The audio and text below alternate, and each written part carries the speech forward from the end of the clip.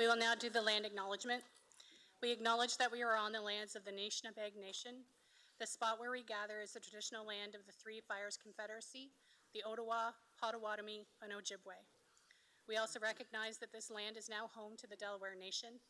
This land was settled through the McKee Purchase Treaty of 1790, and we, as beneficiaries of the treaty, must recognize our responsibilities, including our collective responsibility to the land and water.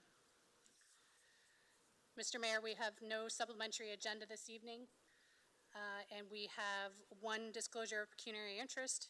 That's Councillor Wright on item 19D.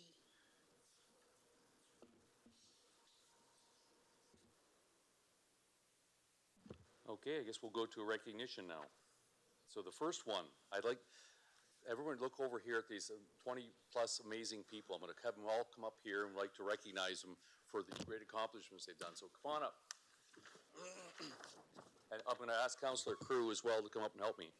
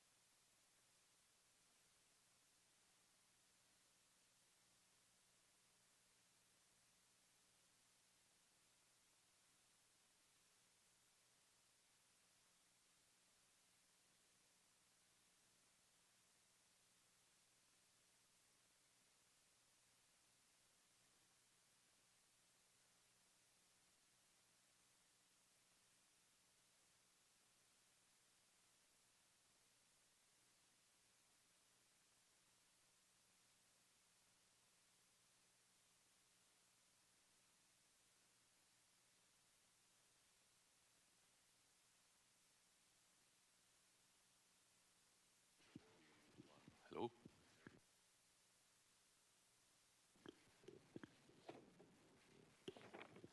Okay. All right. So why is everybody here tonight? Everybody's saying, well, geez, who are all these amazing people, good-looking people up here? Well, District 33A from Chatham-Kent, winners in Brantford 55 plus provincial games that happened August 9th to the 11th, 2023. Over 1,000 participants from across Ontario participated in this 55 plus biennial event. So Chatham-Kent participants won 16 medals at this event. So people behind me are gold, silver, bronze medalists. So we're going to go through this. As we mention your name, I want you to put up your hand. I want you to do a bow. You need to do something, all right? You're going to be graded in all this, all right? But at least put up your hand. So we'll start with 55 plus floor shuffleboard. Bill Vanderd and Ken Lefebvre won the gold medal. Hands up. There we are. I'm going to stand over here. Murray Little and Alan Little won the silver medal. Dominated in that event. Okay, next we have 70 plus floor shuffleboard. Ted Van Verkouteren. Where are you, Ted? Congratulations. Mary Ellen Verkouteren. They won gold medals. Next, Gord DeLong and Linda Long. They won silver medals. Congratulations. Tennis mixed. Marty Emmerich and Andrea Emmerich won the bronze medal. Gail Mifflin's not here. Okay. Gail Mifflin won a silver medal, but she couldn't be with us tonight. Nick O'Donoghue, did I say that right, Nick? Yeah. Did I? Oh, that's pretty good. He won the silver medal in golf. Heavy on the O? All right. That O helped. It helped you get in the hole, eh? Keith Chandler won the bronze medal. Congratulations, guys. 5-pin bowling singles. Don Jacobs won a silver medal. Woo! We had no one do a cartwheel yet. Well, I'm waiting. Right down there at the end. 5-pin bowling team. Ready? Kathy Johnson. Chris Steele. Oh. Chris Steele. Brenda King. Brian Ford. Florence Garneau. They all won the gold medal. Congratulations, team. And the prediction walk, Karen Young Nordic and walking events silver medal. Woo! And Doug Young won the bronze medal. And not here tonight, Noreen Duck, Nordic and walking events, silver and bronze. Alan Duck, Nordic and walking events, gold and silver. A big round of applause Wow. for these individuals that make Chatham-Kent so proud. So thank you. Thank you so much. Are we going to get them together for one big? Yes, we got to have a big picture. Okay. You Shortest gotta folks squeeze in the in, front. yes. You know who you are, short people.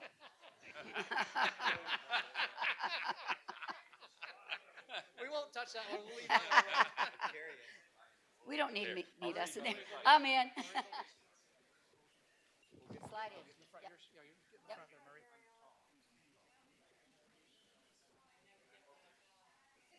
If I go to the front,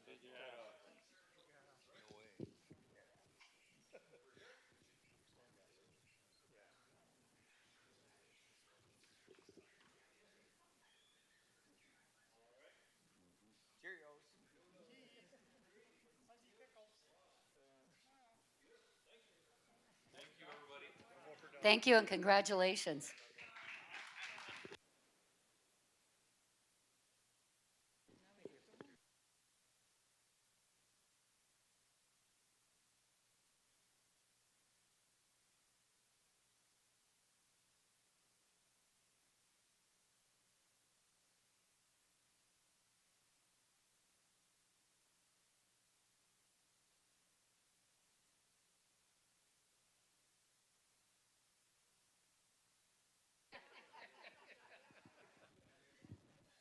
that's fun to do. So if you'd like to leave now, we're not going to force you to stick around for the rest of the council meeting unless you'd like to stay.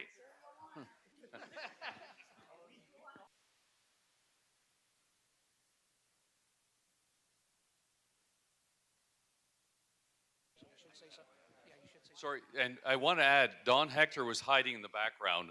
He's kind of the team captain, the one that organizes all this. So let's give him a round of applause for Don as well.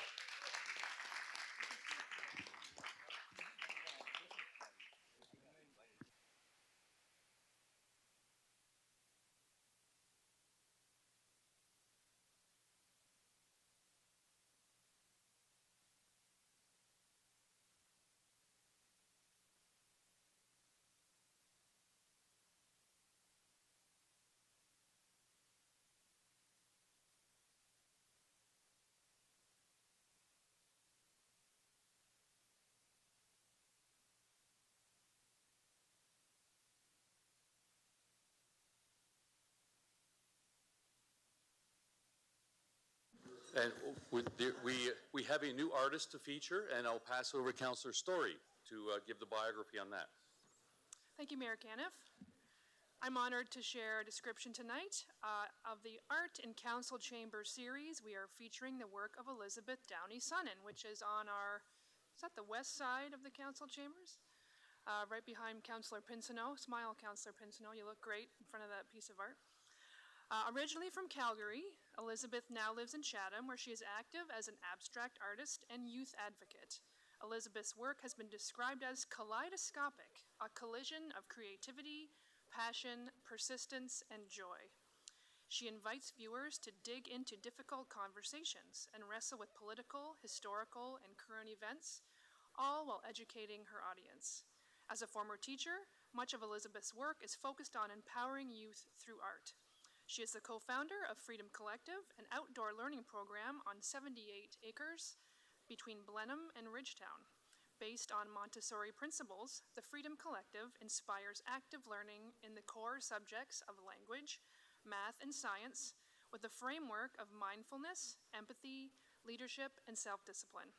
A highly regarded artist in our own community, Elizabeth has also achieved international recognition with her work featured on the NBC series Zoe's Extraordinary Playlist. The painting on display this evening is one in a two-part series entitled Late Night Talkin'. Like much of Elizabeth's work, this piece reminds us that art can be more than simple pretty pictures. It can also make us think and challenge us to imagine and respond.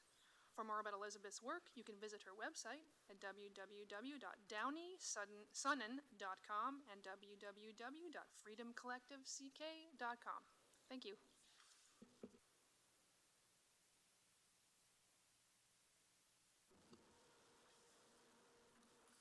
So next, we're going to deputations to items on the current agenda. Council, you received two this evening, one from Emily Penner. It was on item 19A. You got it via email only.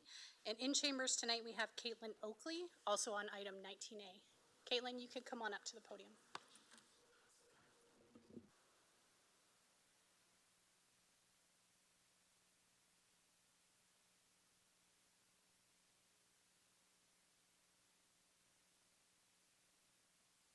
Got it. Hi, everyone. I'm just going to begin by introducing myself. My name is Caitlin, and I'm a concerned parent and community member here to address that agenda item 19, which is a pedestrian crossing for Gregory and Helen.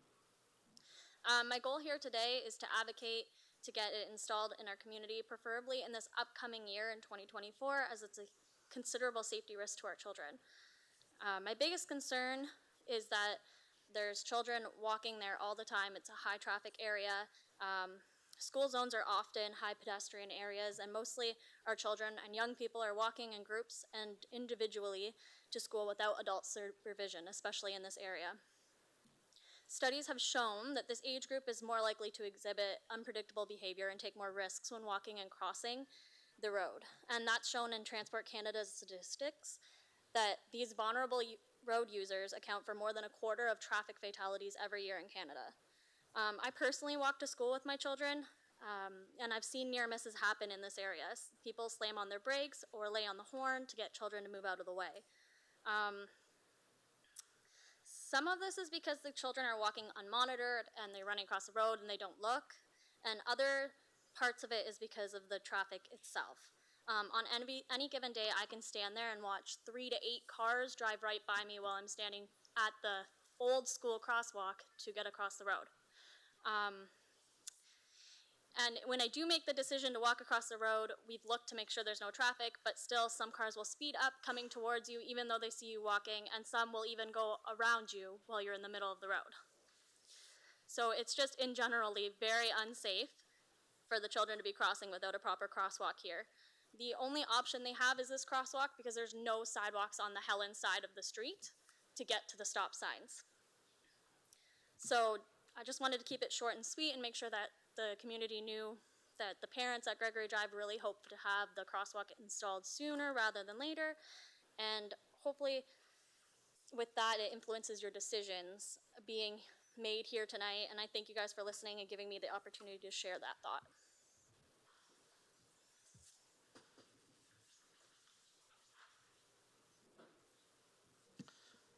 Thank you. We'll go to the consent agenda.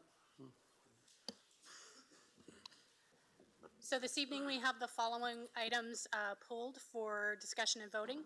Item 15C, tender award for supply and installation of extruded cold plastic pavement markings, pulled by Councillor Doyle. Item 16A, talent attraction and retention initiatives, learning, earning, and living CK. It's a presentation by administration. 17A, school firefighter program, pulled by Councillor Crew. 18B, financial policy review, pulled by Councillor Doyle. Item 18C, reserve funds housekeeping, pulled by Councillor Sakacci. 19A, pedestrian crossings, multiple communities, pulled by Councillor Sakacci and Councillor Story. Item 19B, update on administrative transportation projects, pulled by Councillor Sakacci and Councillor Story. Item 19C, improving the reliability and accessibility of Ride CK urban services, pulled by Councillor Sakacci and Councillor Story. Item 19D, Chatham-Kent Blue Box transition update, pulled by Councillor Crew, Councillor C. McGregor, Councillor B. McGregor, and Councillor Wright has a conflict. And lastly, item 20A, 2024 council meeting schedule, pulled by Councillor Jubinville. So that leaves us with the following items to be approved under the consent agenda. Item 14A, B, C, D, and E. Items 15A, B, and D. Item 18A and 19E. I'll look over to the west wing and ask for Councillor Anderson and Councillor Wright to move the consent agenda, please. I am happy to move that. I'll second it, thank you. With that, we'll put it to vote. Counselor Finn, Yes.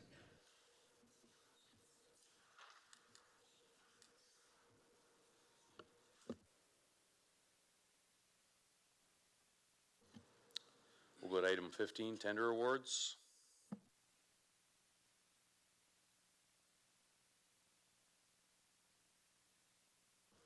item 15C, tender award supply and installation of extruded plastic pavement markings. Councillor Doyle and Councillor Juvenile, can I get you to move this, please? Happy to move that. I so second. Councillor Doyle, the floor is yours. My apologies, I meant to pull 15C, so not this one. I'm good with this one. That's the quickest question we've had in a long time. Did I put, With that, is there any other questions? Seeing none, we'll put it to vote.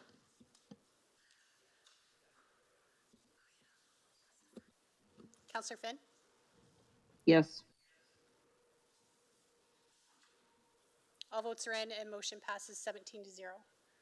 So Counselor Doyle, was there a different item that you meant to pull instead? yeah, I meant to pull 15C, my bad. 15C is the one we were just doing, wasn't it? Oh, That's that's it, 15A. that's 15A. Oh, we just had the wrong one up on the screen. Apologies. So would you That's like the to one I ask a pulled. question about Yes. 15C? All right. We'll rewind here. Okay. We're doing 15C, Lisa. One more down. All right, here we go. There we go. Now the Okay, floor is yours. Perfect, awesome, thank you very much.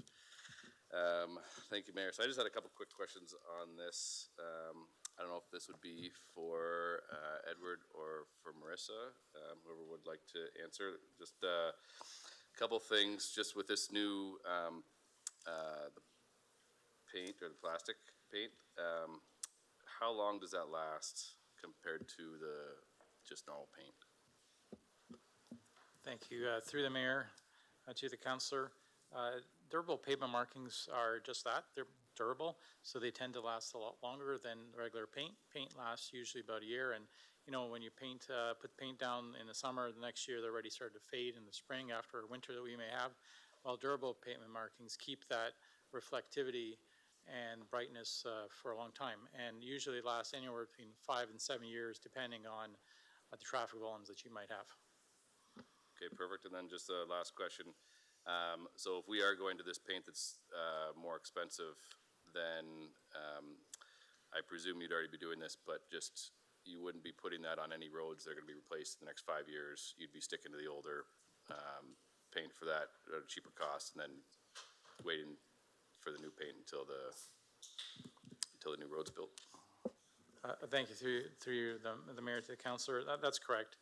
You're trying to put this on roadways that are going to have a longer lifespan so that you don't have to come back, and that way you're keeping that investment. It's not always perfect. Sometimes you put them in areas where you want that enhanced safety in terms of reflectivity, but in general you try to stick to places where you're not going to be there for about 5 years.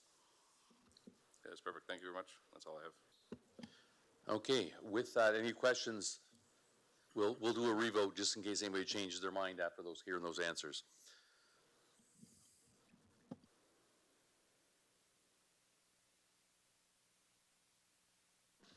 Counselor Finn,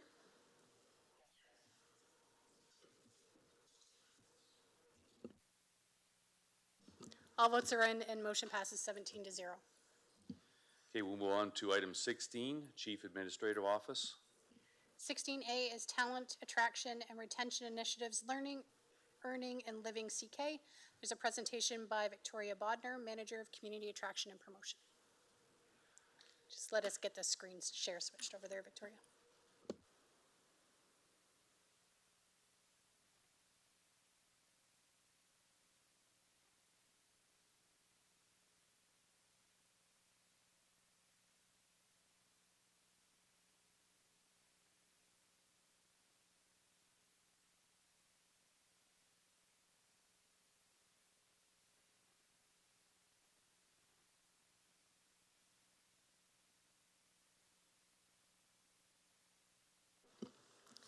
Thank you.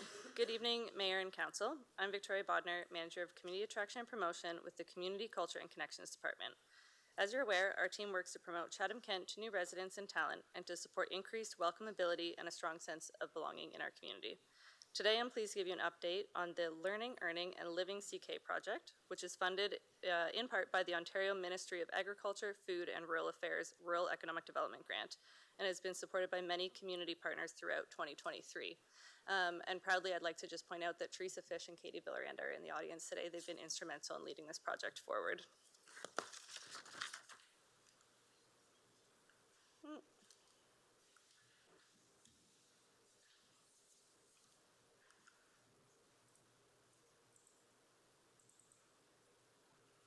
Okay, so the project really is composed of three component parts, and one part is coming up this week on Wednesday. It's the Career Expo and Job Fair, which I'll tell you a little bit more about. Leading up to this week have been a series of workshops and capacity building webinars as well to help local employers, one, make sure that they're ready to attract a talent, that they're ready for the event coming up this week, and that ongoing, they're aware of what the new talent emerging opportunities are as we move forward with growth opportunities across Chatham-Kent.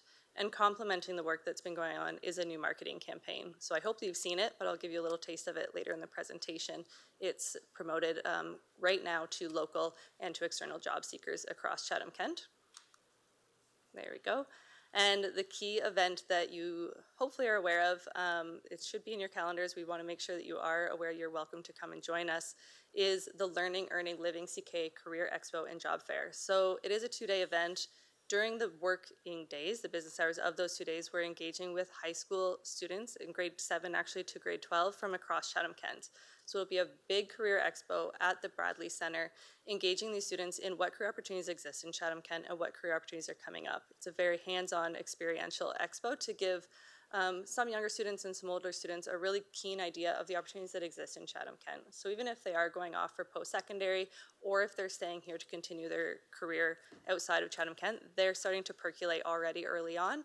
And right now, before they do go off, the Chatham-Kent's a great place to choose to call home for these reasons. Coupled with that, in both components, is a Living CK component of that. So the great things to do, the great lifestyle opportunities, why you should choose to be here beyond a job. And in the evening on Wednesday, from 3 to 7:30, is a traditional job fair. So we'll open up to the community, to local job seekers, to external job seekers, to students to come back, and parents to experience both that hands-on career expo that's been on throughout the day and a job fair with over 50 employers. So really huge showcase of what's going on in Chatham-Kent and opportunity for people to build their life here.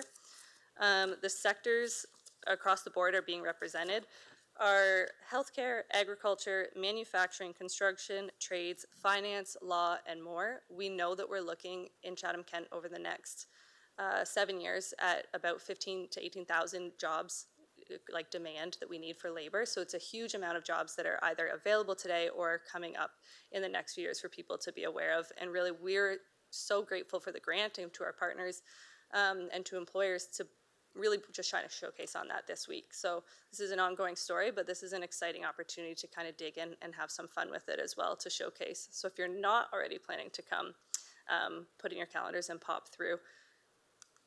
Just to give you a sense of what's been going on throughout the year since the beginning of this year up until this point, I mentioned those capacity building workshops. A big one that we are constantly bringing to council and sharing with employers is intergenerational workforces. I mentioned it previously at a presentation with the CK to the Power of Young People, but we did engage with employers about this intergenerational workforces, how important they are for retention, for engagement, and attraction. Another key component within workforce attraction is attracting immigrants. As we know, the workforce and our populations are growing, workplaces are becoming more diverse, and how are employers being proactive in engaging a diverse workforce. So there's a 4-part series in the spring focused specifically on intercultural competency within the workplace. And then a series of workshops that happened more recently to help with this wraparound component. So sharing local labor market information, what do we know about the in-demand roles in Chatham-Kent, what do we know about really the wages, but what do employers need to know about when they're looking at their own workforce needs? How do they compare? How do they compete? So we've shared some information about that and where they can find labor market information ongoing. We've done an exhibitor and employer virtual marketing information session, really coupled with this event, so they're aware how are they, when they're involved, being promoted in the community, but also what can they start to think about when they're promoting themselves. Are they online? Are they posting digitally? We're showcasing, as you're aware, many of those online job postings in our promotions ongoing. So chathamkentjobs.com is a key tool, and this was an opportunity for us to showcase that to employers, that beyond this project, beyond this week coming up, there's these ongoing supports and how we can work together.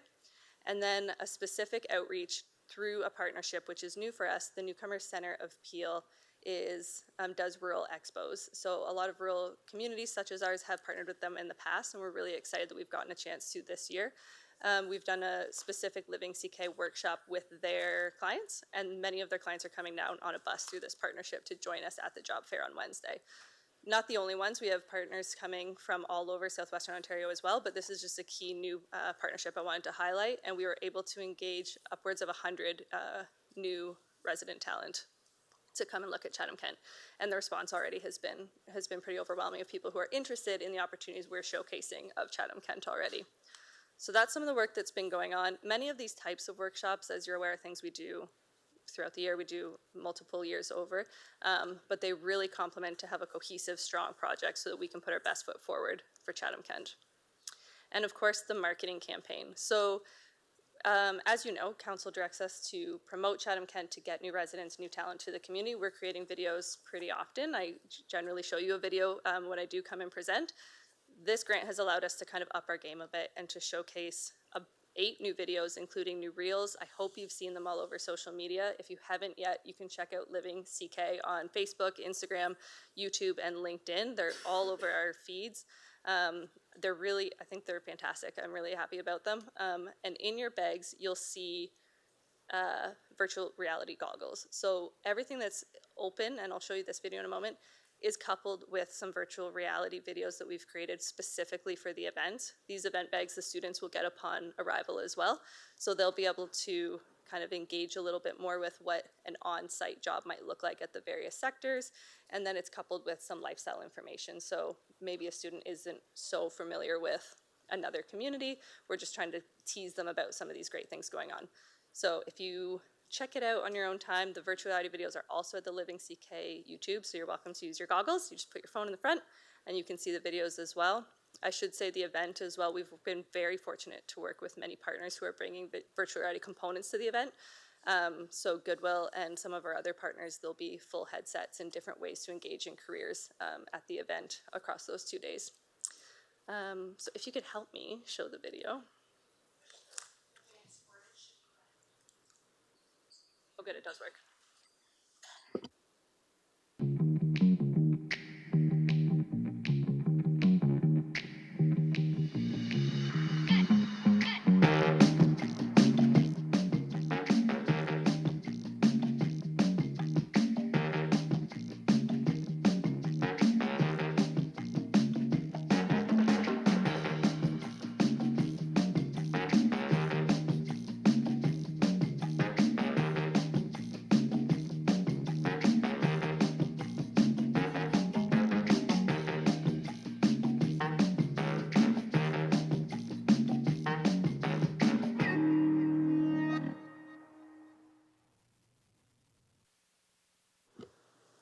Thank you. And then on the screen are the key instrumental partners. So as always, we're working with community to deliver all of the work that we do. But this project has really been led forward with a partnership planning committee that Katie's been working with the partners on the screen. And in addition to this, the video series and suite features 52 plus employers, community partners, residents who've come forward to agree to be featured in the suite of videos. So there's quite a lot of content to really dig into and to enjoy. Thank you very much. Oh, this is just another shout out. Here's a sampling of some of the ads you might see out as well through many partners and over our social media. Thank you, Victoria. Any questions? Councillor Scotchy? Thank you, Mayor Caniff, and through you, just a quick question. Tori, regards to our marketing aspects, I see that we've come a long ways in the last several years of how we're marketing our municipality in different ways that we're doing so. I'm just curious, budget will be coming up shortly, and I just wanted to touch base with you in regards to, do you feel from like a budget standpoint that we have the adequate enough funds there for you to continue to kind of maybe approach different avenues, in other communities to continue to do this? What a question, Councillor Scotchy. So we do utilize our full budget every year, and we have been really fortunate to access grants. We couldn't, frankly, replicate this project without a grant on our existing budget, but we do feel that we're reaching large audiences with the budget that is granted, and all support from council is certainly appreciated. Yeah, thank you. Just moving forward, I think this is a very important part of our municipality to attract more people to the workforce and just attract more people in general, and looking always forward to having additional dialogue if you ever think that I know every department could always ask for a little bit more funds. I know we're constrained, we have a lot of constraints here in the municipality with our size, but I think this is a really important and, I'll call it adventure, and I think that if you think that there's some other additional things that we can be doing, I'm always happy to have that conversation for sure. Thank you.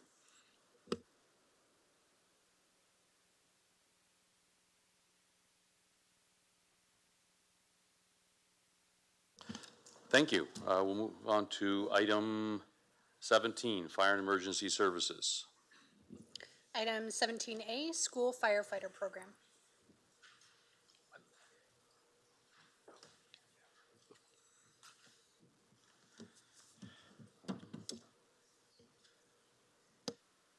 Councillor Crew. Thank you, Mayor Caniff.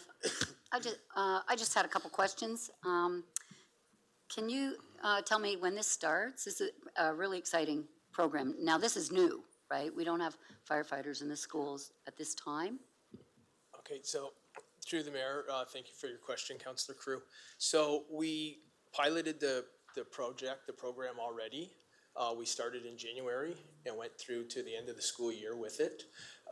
So this program was so well received, we're going to be extending it into 2 more schools in September. Good. I think it's great. How does this work with the Chatham-Kent Police? They work in the school, do work in the schools as well. Are there partnerships? Do you work together? Do you coordinate?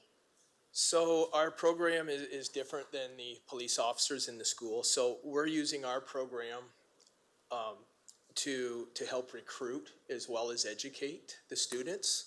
So what we're doing is we're bringing in different firefighters from both the volunteer sector as well as career. So with that, like on the career side, we bring in like prevention, public education, training, so that the students can be educated by them, just in safety aspects and messaging to bring home. And as well as on the volunteer side, we've brought in like, for instance, Sergeant Doug Cowell. So he's working in the police force and he's a volunteer firefighter. We have EMS that are also volunteer firefighters. So we're bringing them in as well, just, so the students can see the diversity that the fire service has, and just to help them in choosing their careers, if they want to be a volunteer firefighter and, have another full-time career, or to choose a career as a career firefighter. That's great. That's great. So, and this is a partnership with the Lambton School Board? Yes, it is. Good. And it's been so well received, like they've even budgeted like $5,000 for the next year's program to assist us with wages and, other items we might need to deliver the project. That's amazing. That's good. This is really, it's a good news story, and thank you for doing this. Thank you.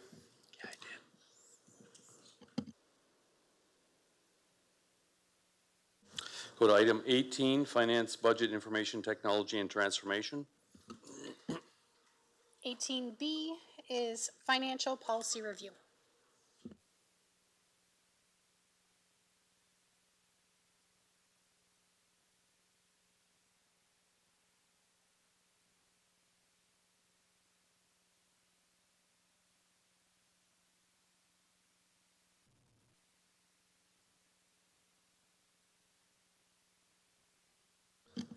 Sorry, Councillor Doyle and Councillor B. McGregor, can you move this, please?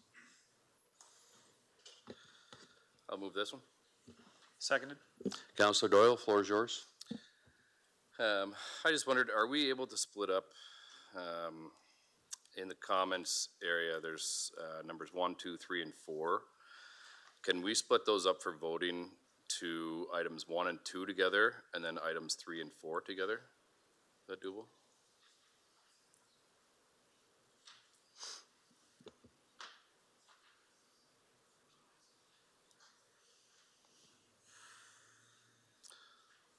One and 2 are the closed session and the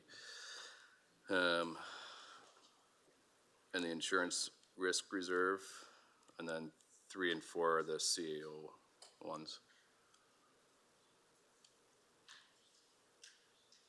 Is that something that can be split up?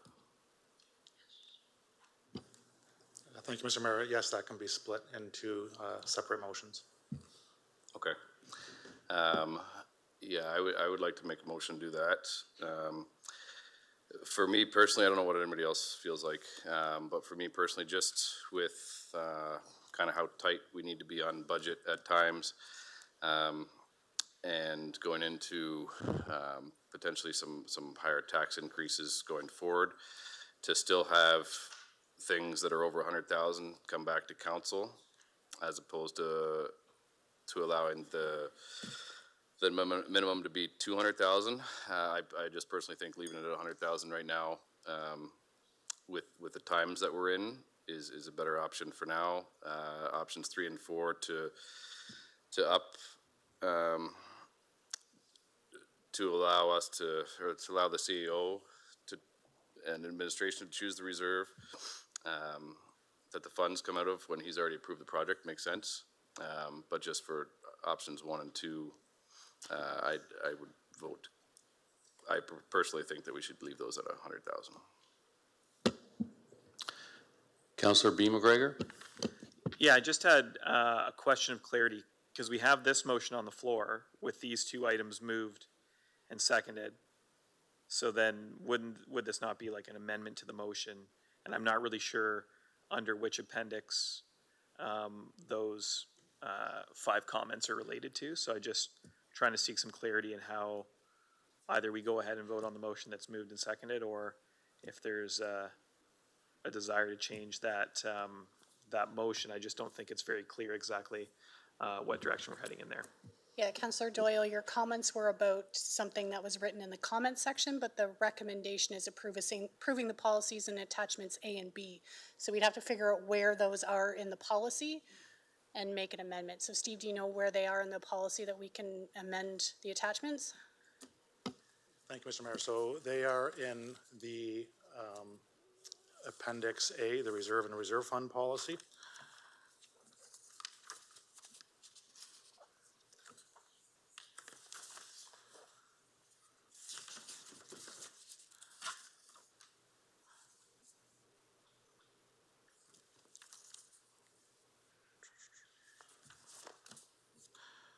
On page 5 of the policy.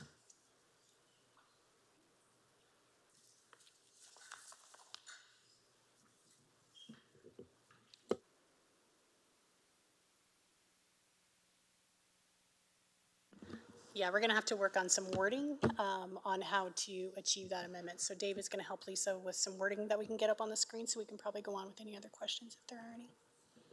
Sorry, just to clarify, because if it's just splitting the 1 and 2 to vote, but if we're now putting a different motion forward, then it's a different animal altogether.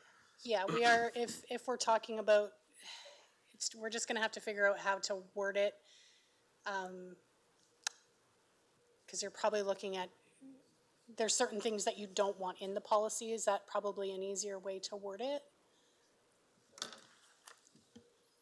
You want them split because there's certain things you agree with and certain things you don't. So Well, it's I just probably wanted them easier to split put for an the- amendment for the- to remove.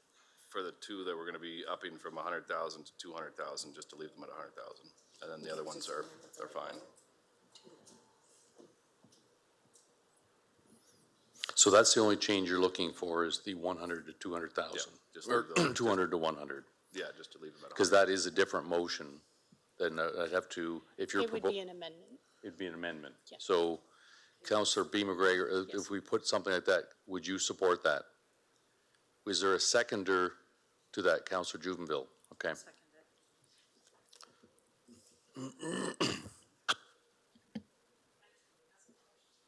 Councillor C. McGregor. Will this just come back? Oh, I was gonna say, why wouldn't you just leave it as is and then have a number 3 that has a separate motion to change the portions?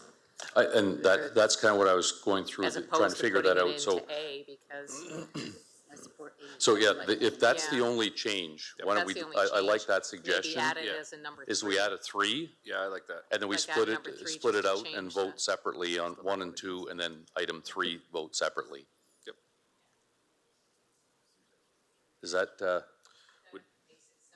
Councillor, I'm looking at you, Councillor B. McGregor, that, Well, I think you'd have to vote on number 3 Yeah, first, yeah, we'd because have if you to- vote on number 1 and you accept appendix okay. A, Yeah, then so you can't vote. just change it 2 Yeah. votes Okay. later, I guess. 3-1. So, yes, so item 3, we'll vote on first to establish whether we're voting on 100 or 200, and then we'll go from there and put a vote on 1 and 2. All right. That's perfect, thank you. Sorry about that. Okay, we're just gonna have to give them a minute to get the wording up there and to get it in the voting, so. if there's any- Steve, do you want to make any comments about that, just while we're putting that up there? Yes, thank you, Mr. Mayor. So just for reference, the $200,000 number, and that is the Chief Human Resource Officer and the Director of Legal Services' ability to tap into the insurance claims reserve and the closed session reserve. The reason we've looked at increasing it from 100 to 200 was the fact that it's been at 100 for a number of years. And with ongoing inflation and increasing costs, we thought while we were doing the budget or the policy update, that now would be a perfect opportunity to be able to look at raising that, to be able to go back to the same purchasing policy or purchasing limit as we had when the policy was originally written. Thank you. Councillor Thompson. Thank you very much. I'm just curious as to the number of times you'd be coming to council with this change. Like, what is a couple times a year? Like, what would the number be? I'd have to either turn over to Dave Taylor or Kathy, who can speak to how many times they come for those.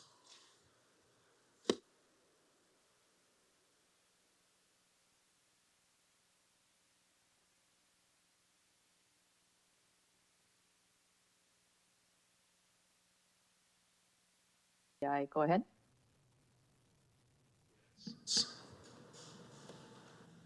Yes, go ahead.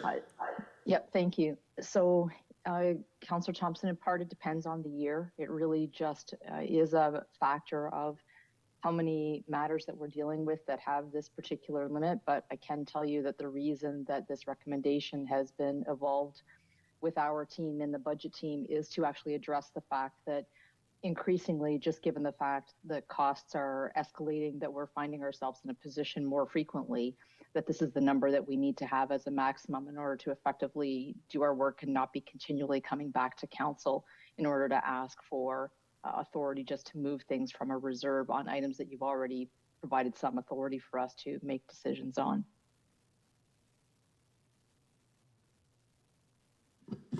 Thank you, Mr. Mayor. Dave Taylor, Director of Legal Services. Agree with Kathy's comments there, just in terms of, and as Steve said, just about the kind of inflationary pressures. But to your direct question, Councillor, for legal services and drawdown on these reserve, it might be once or twice a year.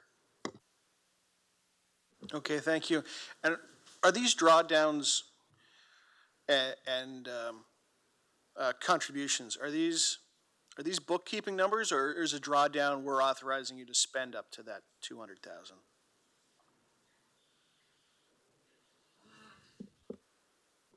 So thank you, Mr. Mayor. I can speak for legal services. This actually is the money that we would spend in a couple of different areas. So it's actually spending of money. And one would be the use of payment actually towards a deductible that, say, for a property loss, the municipality might suffer. The other one is actually settling claims. So it would actually be a true spending of money. Now, I can't speak for other uses of the reserve, but specifically in that example. Okay, thank you.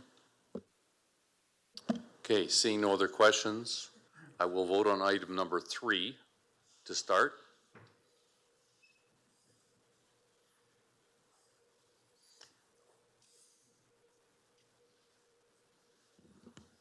Just one second. So Councillor Finn, we're voting on the number 3 that they added. I Just the don't, number I have 3. not yet to see number 3, so that's why I'm asking. Lisa, can you put the PowerPoint screen back up, please? So it's the number 3, so all the references to $2,000 in section C11 of the reserve fund policy be changed to $100,000. So that is what you are voting on first, and then you will vote on the other 2. Just gonna advise you, I'm still looking at a stay connected screen. Oh, okay. Okay, so it sounds like you might have some connection issues from your end. So it's the, so we're voting on an, okay. Yep, yep.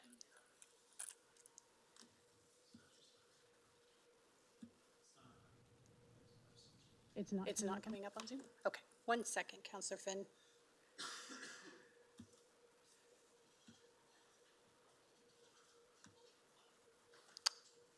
Lisa, can you change your screen share back there? So you're sharing your screen? I think it's still showing the podium.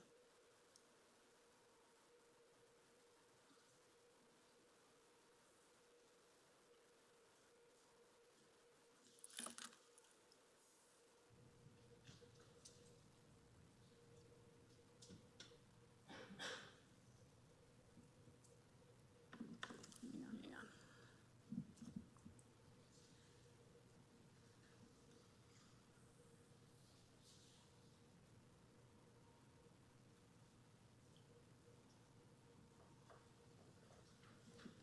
It's not. Sorry, just one second. I just want to get this fixed for Councillor Finn so she can vote. It's still showing the podium screen on Zoom.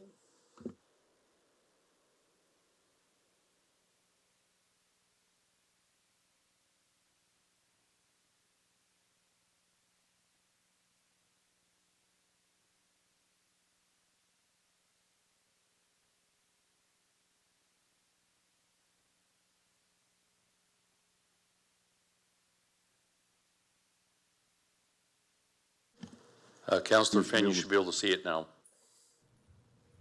Now I can. Okay, so we're voting on item number 3. Okay.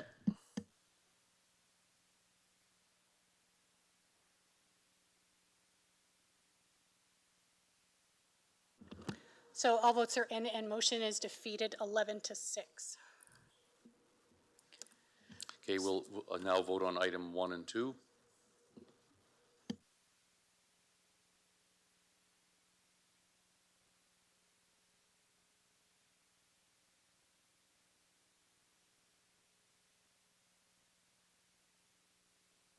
Councillor Finn, how do you vote on items 1 and 2?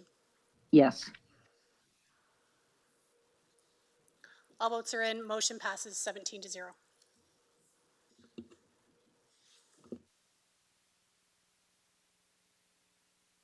The next item is item 18C, reserves and reserve fund housekeeping. Councillor Sakachi and Councillor McGrail, can I get you to move this, please? Happy to move it, Mayor Caniff. And I'll second. Councillor Sakachi, the floor is yours. Thank you, Mayor Caniff. I appreciate the fact that this is just a housekeeping session essentially, and I do appreciate the nature of the report. It was done very, very well and easy to understand. I guess my question is more associated with the infrastructure side of things. So if a particular park has money allocated to it, and maybe, I'm not sure if Edward would be better to answer, or if it's actually about the budget aspects, whatever, if you feel it is better for the infrastructure team, by all means. So if we have money set aside for a specific park, let's say Park A was allocated, has $10,000 in it, and that park is then going to require some funds. Is it just going to go down on the capital list now as for the generalized funds? And I'm just curious to ask that, because if we have money set aside for a specific park that some that are identified, if work is then required, is it going to move down the list, even though that there was money allocated at one time for those parks? Thank you. If I understand your question through the mayor to the councillor, the purpose of this really is to allow us more flexibility to actually to invest in the right infrastructure at the right time. And I would say to you that applies to all of these here. So when you look at the life cycle for parks being, I guess, condensed or put into one, the life cycle parks reserve, that includes the fit parks, the recreational facility, the pickleball courts, sports facilities. And what we're finding is we may not have, enough money to do what's on our priority list because the way that our reserves are set up. This allows greater flexibility to spend the money at the right time for the right equipment. And so say a park had, let's pull an example out of there, like $10,000, but you needed $20,000. And you have to wait, even though that might be a priority park that you might want to do, by collapsing these reserves into one. Now you're going to get to the priorities because you've collapsed that money and have that available. And the same for the rest of the reserves. Thanks, Edward. That's actually extremely helpful, because often when we're hearing about, challenges within our parks, whether it be, the netting or some other challenges, we're hearing that there's not enough money in, the reserves or in the budget. So I think that that's very helpful to know that this being generalized might actually increase the service to the needs of those parks when it comes to the infrastructure. So happy to support it. I just wanted to make sure that the parks that had money allocated to them in a reserve wasn't going to potentially have a negative effect on them. Thank you.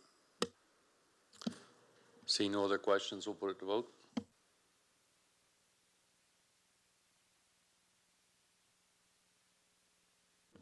Councillor Finn?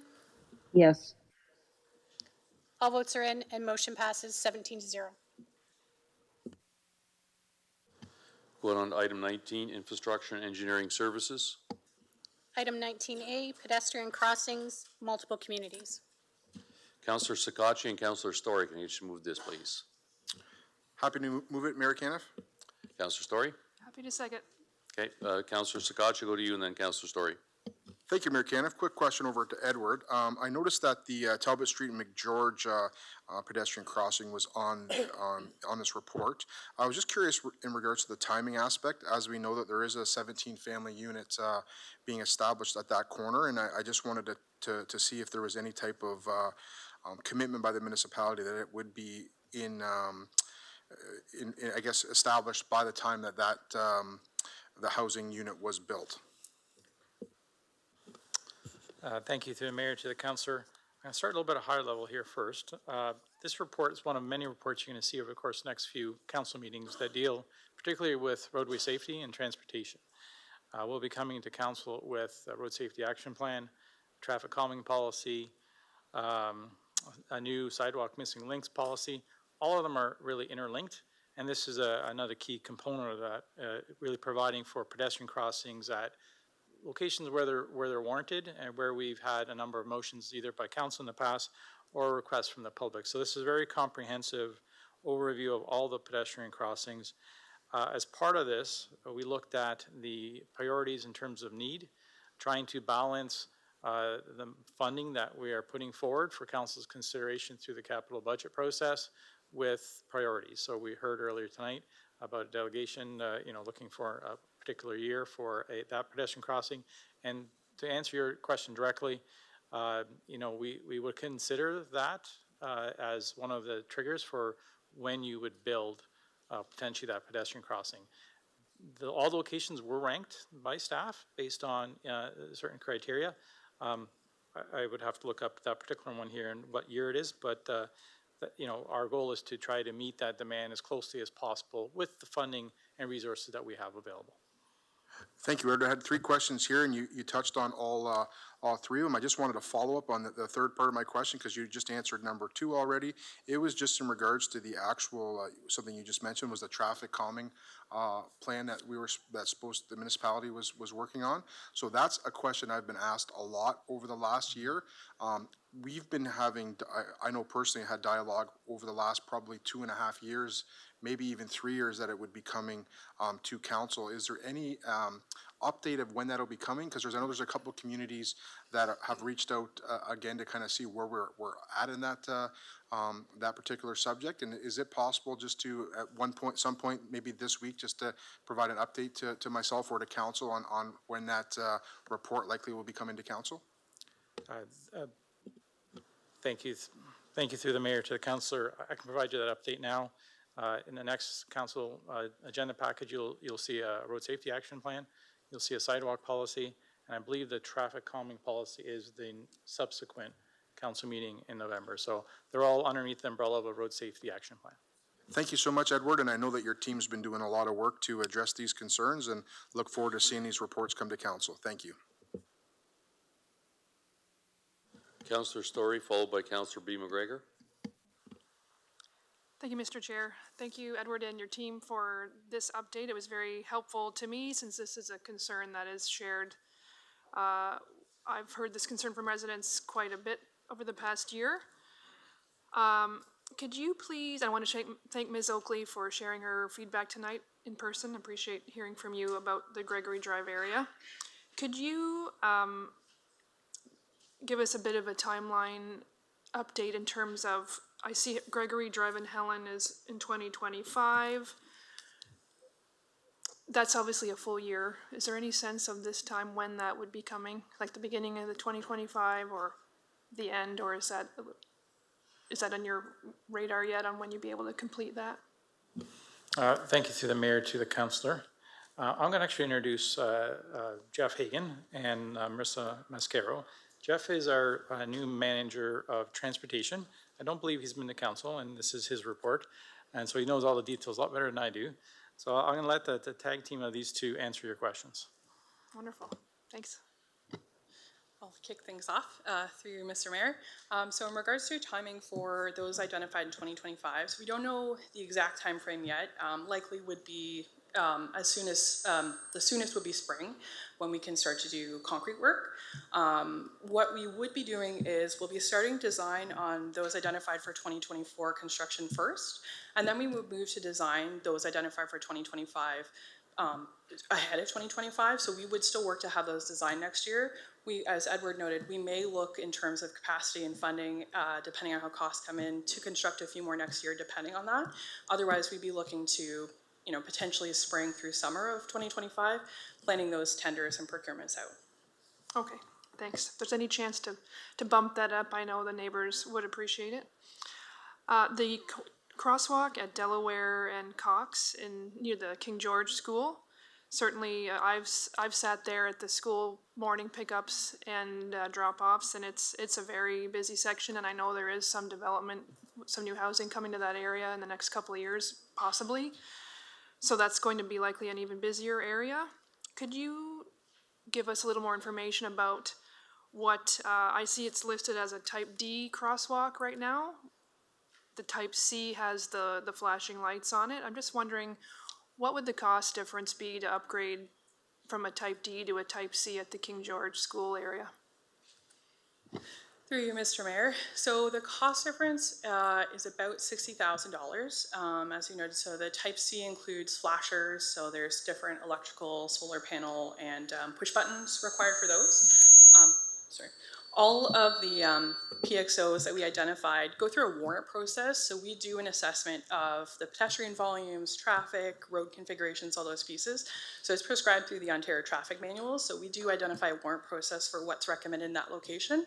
We're pretty cautious to follow that standard. We would be reconfirming those through the detailed design process and kind of looking at each location, like you noted, future projections.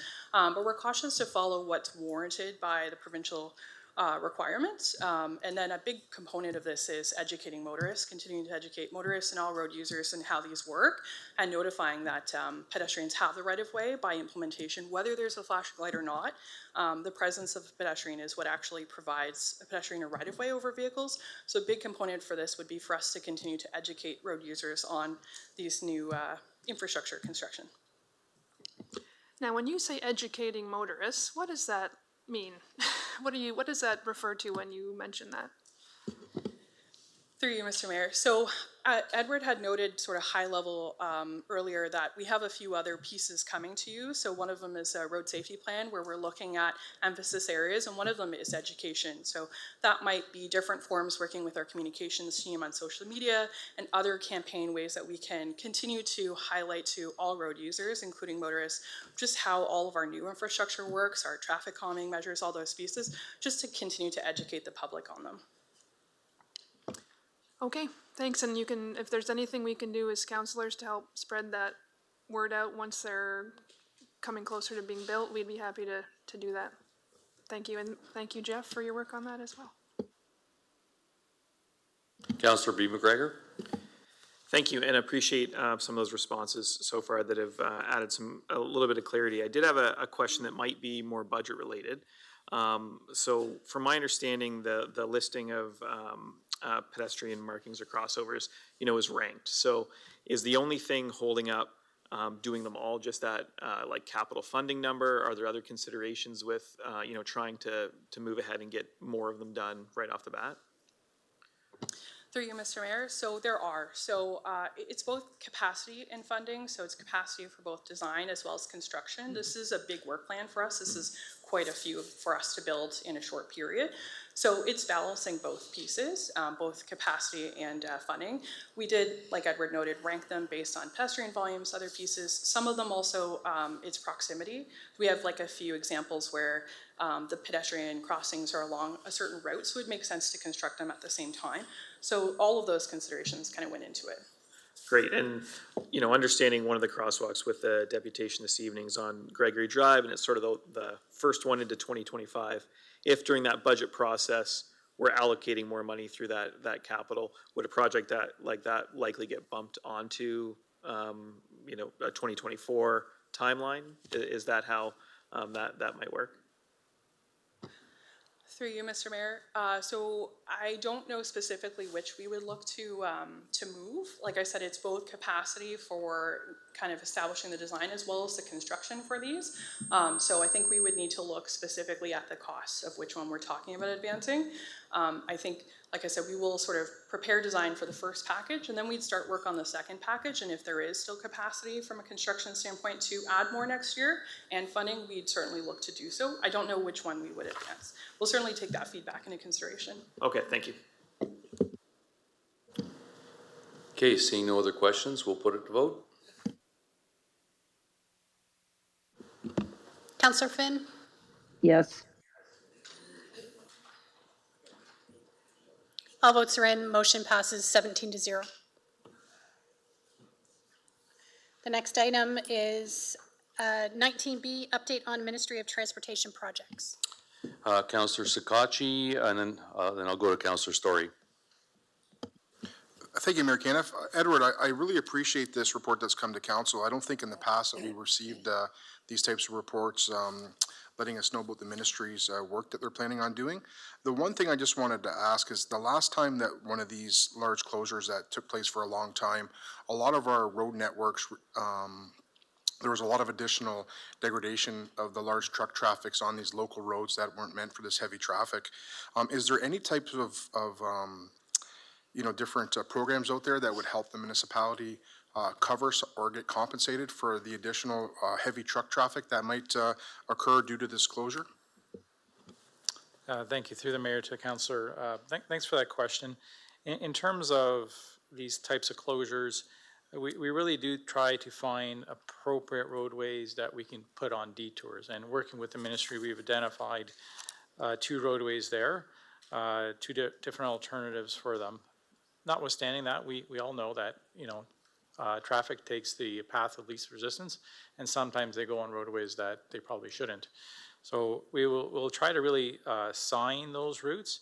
We do, from a condition perspective, undertake every few years a review of the roadways, develop the pavement condition index, so we'll know what the degradation will be before and after.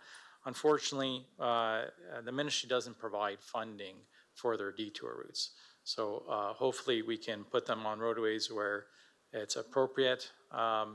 It's not something that the ministry has done in the past where they would provide any sort of funding for degradation or impacts to local roadways. And then just my last question, obviously this is going to be a pretty timely closure, so, you know, it could be a year or more. Do you anticipate it being that long, Edward? Through the mayor to the councillor, the schedule that we've been given by the ministry is right now it's construction would start in 25 and it would be complete either 26 or 27. I would anticipate, given the type of work that they're doing, you know, most likely the closure of Bloomfield itself would be a year, and then the ancillary works, you know, maybe some of the ramps or, you know, finishing up the project might be going into that second year. I've seen them do these projects in a year, but I've also seen them take 2 years depending on the complexity. This is a very complex interchange. They're actually raising the road itself, so that is what made them consider closing the road. They had originally looked at a parallel roadway or a parallel bridge being built at the same time. That's almost impossible to do when you're actually raising the grade. So they're going to be working through the detailed design, and through that process we'll be having that consultation with them and trying to figure out exact timelines of and what those impacts will be. But obviously from our perspective, we would stress with the ministry that the shorter the better, the closer for our community. And then when you mentioned the pavement condition index there as well, so would be prior to us doing like the detour routes and all that, would we be looking at those routes to ensure that like the work that's, you know, the road network around there would be in good repair, or you know, kind of predict if there's going to be additional challenges we might see because of that the heavy traffic coming through there? Thank you to the mayor. Excellent question. We just did a review of those roads this year for a pavement condition index.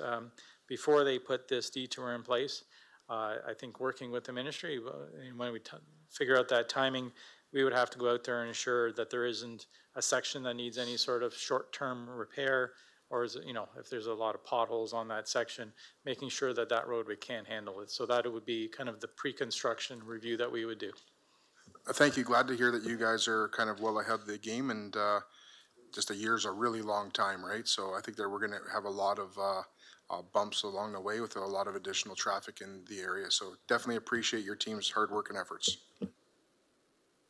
Councillor Story, followed by Councillor Finn. Thank you, Mr. Chair. I wanted to share my thanks. I appreciate Councillor Sakachi's comments. I completely agree with everything that he has mentioned.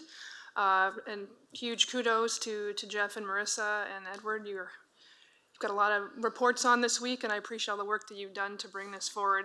I was certainly encouraged to read this report. This was a very detailed update, and one, the issue of 401 improvement and safety upgrades has been a priority of mine for many years now. And one of the reasons why this update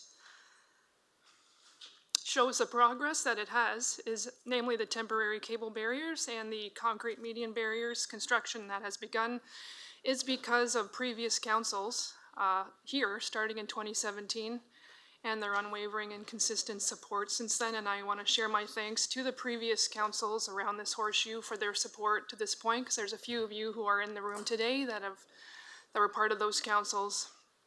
You've helped ensure that there is no more needless loss of life in crossover collisions on this stretch of Highway 401.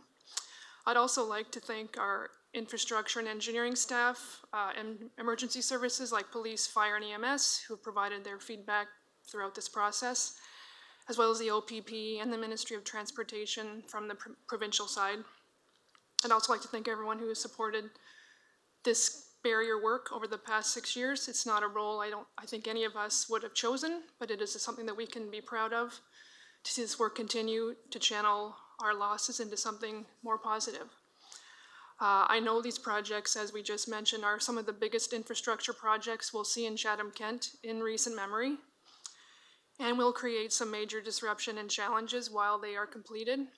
So I just want to say thank you to our community for your support thus far, and to thank you in advance for your patience and understanding as this critical, life-saving work continues. When this is all complete, we will all finally have an up-to-date and safe Highway 401 like the rest of the province, and lives will be saved. Which is why I'd like to continue to ensure this process continues and we have a more specific timeline to ensure that this work is completed as reasonably soon as possible, with a timeline in place from the Ministry of Transportation. So I don't know the specific process, but I do have a motion that maybe comes up now or after our discussion. Thank you. Councillor Story, go ahead and put the, Councillor, you can put your motion out now. Go ahead. Thank you, Mr. Chair.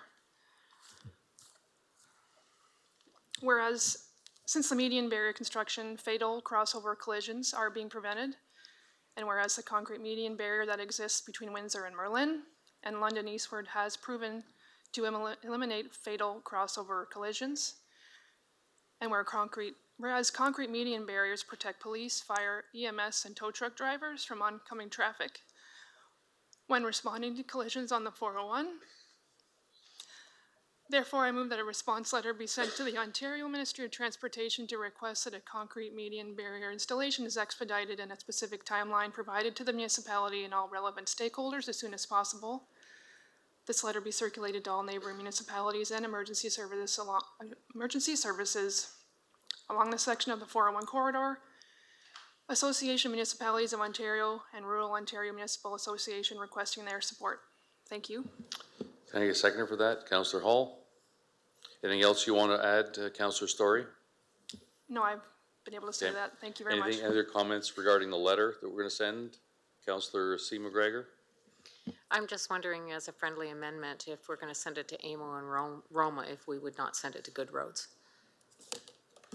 That is a great suggestion. Thank you. Councillor Hall, you good with that amendment? Councillor Wright, you want to talk about this motion? Yeah, well, I'm just gonna talk on the cables since they put them out. Since they've been installed, they're supposed to be temporary, which they are working, because I've recovered over 150 cars out of the cables now, and we're almost at 50 semi-trucks going into them. We've only had one crossover, and that was at a turnaround for the emergency services. So the cables are working, it's doing its job. It's important to have a barrier, a cement barrier out there more though, because the cables, when they hit them, they don't drive away. Thank you. Okay, seeing no other questions. Councillor Doyle, any comments about the letter? Yeah, I guess just, was it not, unless I misread somewhere, is that not the plan already, is to put in the median barrier when they expand the road?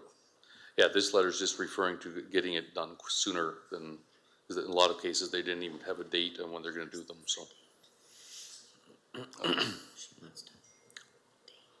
Okay, you're just looking for a date, I guess, and, okay. Okay, seeing no other questions, we'll vote on this motion that's on the screen.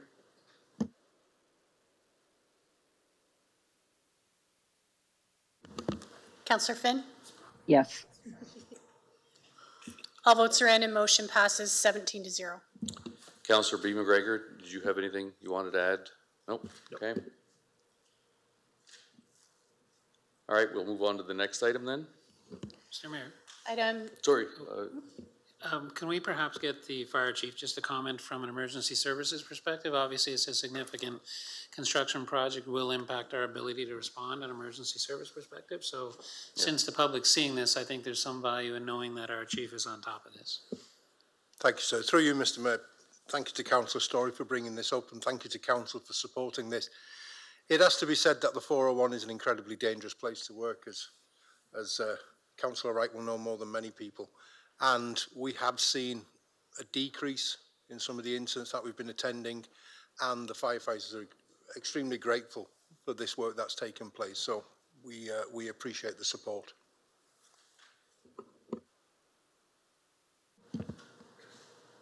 Okay, move on to the next item. Item 19C, improving the reliability and accessibility of Ride CK urban services. Councillor Sakatchi and Councillor Story, I'll go to you first. Thank you, Mayor Caniff. Happy to move the report. Happy to second. Sorry, thank you. this is information, so you just had questions. Oh, yeah. Yeah, I thought that's what I was saying, report, but thank you, sir. Happy to accept the report. Okay. Yep. Councillor Scotchy had some thoughts on this one? Yeah, actually, just a quick question. Thanks for the report. It was very well articulated. Just, is this something that we can expect to have for like our semi and urban and rural buses as well? Because this was very detailed. And there's been a couple gaps that I've been getting inquiries on. And I just wanted to see if this was something that we would also be doing outside of the urban aspects.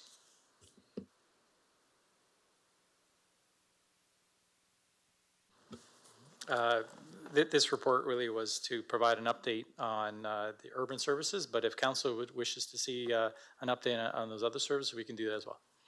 Yeah, the only reason why I'm asking is that, so we have some new people in place, obviously, and in speaking with you, you said a lot of high praise about the the staff that we have in place, and the staff that I know Ian Clark did a really good job at some of these aspects as well. I was just curious to see that we have new eyes on the position now, if there's maybe potential improvements that could be made in our rural aspects. I know that the Erio beach bus, it was from budget standpoints was basically canceled because it wasn't funded. So I was just wondering, like, if there are things identified with our new staff that have a lot of expertise in that, if there would be potential for another report coming to council that could maybe show some improvements, or maybe some, there was some identifications here that we weren't meeting certain standards, and if that's the case in the other one, if if the staff would then be bringing a report to council, maybe to address some concerns that they might identify in reviewing the rural and semi-urban services as well.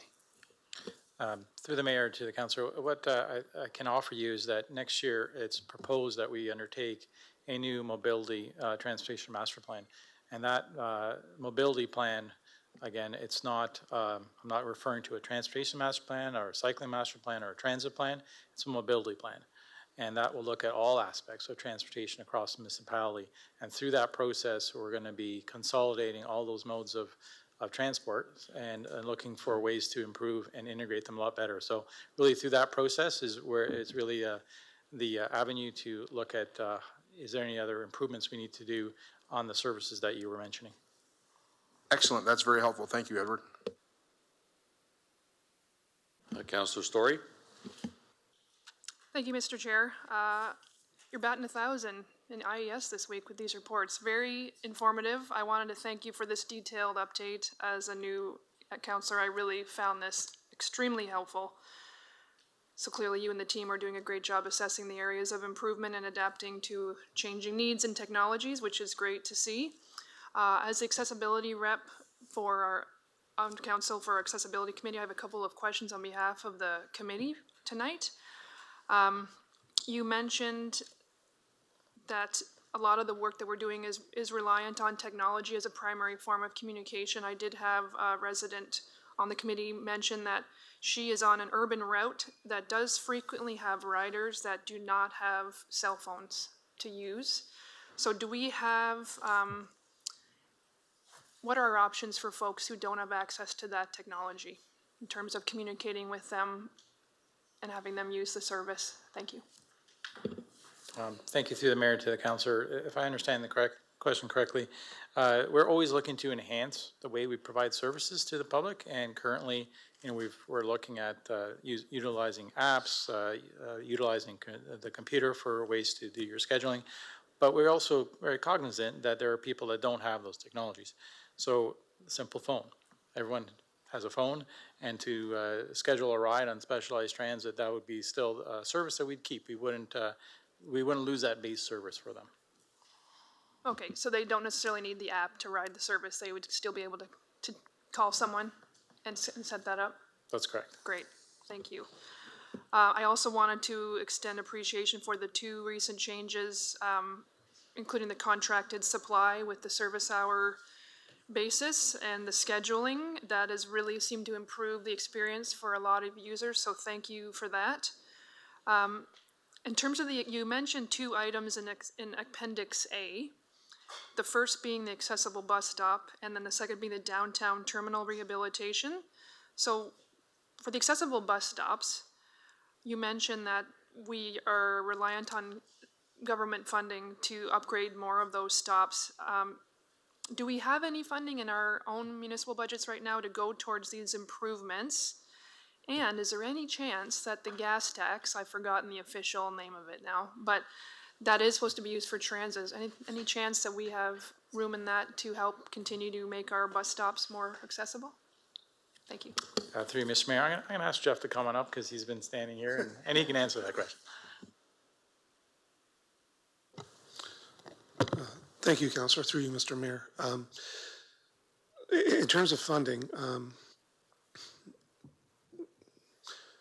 excuse me, in terms of funding for sidewalks, that's often part of either a capital project for a specific roadway or part of the sidewalk program.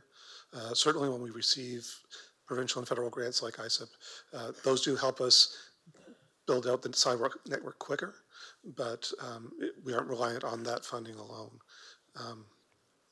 Yeah, thank you. Can you clarify, is ISIP the gas tax? Oh, sorry, the ISIP was the Investing in Canada Infrastructure Fund. That was a grant program directed primarily towards transit as well as a few other streams. But yeah, so we did receive ISIP funding for upgrades to a number of our transit hubs, a number of our transit stops, as well as upgrades to the downtown Chatham transit hub. Okay. Great. Do you have any sense of when we might be, have you heard through your networks if there will be more senior government funding coming down the pipeline for these additional improvements? $1 million question.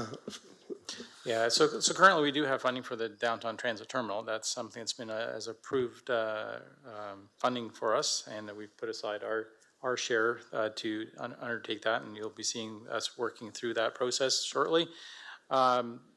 The transit is quite important, both at the provincial and federal level, and new programs do come down the pipeline, and especially in those areas. And when those opportunities come up, we'll definitely be applying for anything that we qualify for.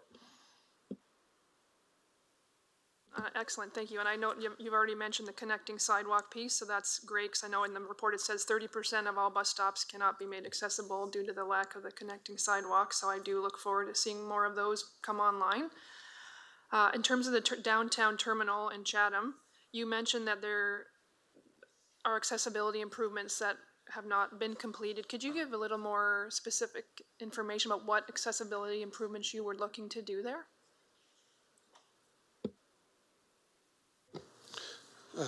Through you, Mr. Mayor, at the downtown transit terminal, the upgrades aren't just for accessibility, but to provide general capacity and general improvements. Well, likely not at the exact site where the transit terminal is now, but a short distance away. So the improvements would include things like modern access widths for wheelchair users to access their buses and come in and out of the transit terminal, providing waiting space for wheelchair users and people with other mobility aids. Basically, the new transit terminal will be designed to current standards. That is great to hear, and I can follow up with you offline. I'll happy to share that with the committee. They'll be really happy to hear that. And in terms of those improvements, do you have a timeline and budget set aside yet for that, for the downtown terminal? Yes, we'll be beginning the design next year, and we're hoping for construction completion by 2027. Wonderful, that's great. And last but not least, I did see that one of the positive outcomes of these improvements that we've seen to the overall ride CK services is that more people with accessibility needs can now ride the conventional bus routes due to these improvements, which is great. And now they do not require the specialized service, which costs 6 times more than the conventional service. And that frees up the time and opportunity for those folks who do need the specialized service. And we're seeing the highest ever number of requests for the specialized service, which I think is interesting. And I note in your report that we have the second highest rate of specialized riders compared to our peer communities. So maybe we can get into that at another time. I think that would be an interesting topic to review. But is it safe to say that the more accessible we make our conventional stops and routes, the more our specialized service will also continue to improve from both a budgetary and community experience standpoint? Yeah, through the mayor to councillor, that's correct. And, you know, the goal really is to make our regular transit as accessible as possible to do all the things you just mentioned. But one of the things we need to be doing is educating the public to ensure that they're aware that it is that accessible, so that we're not overburdening the specialized transit at all. So that's a key component, is the education. That's very helpful. Really happy to read this. Thank you, and great work. Thank you. We'll move on to the next item. 19D, Chatham-Kent's Blue Box Transition Update. Councillor Crew and Councillor C. McGregor, can I get you to put this on the floor, please? Happy to. Me too. Councillor Crew, the floor is yours. Thank you. First of all, I want to thank Huda for putting up with my questions today, because I really didn't quite understand what this was about, who was impacted, and how. If Huda, if you don't mind, and if I could ask you, who is impacted, why, and why this is, it's really a gap in the regulations that has come down to us. And we had quite a long chat, and it was very informative. So if I could get you to just say, you know, exactly how you said it to me, because it was very easy to understand, understanding the pros and PROs and these, it felt like a bunch of aliens and all over the place. I was like, I don't get it. And she took her time, and probably over her lunch, to explain it to me today. So Huda, would you mind, because I know a couple councillors don't quite understand the whole thing either.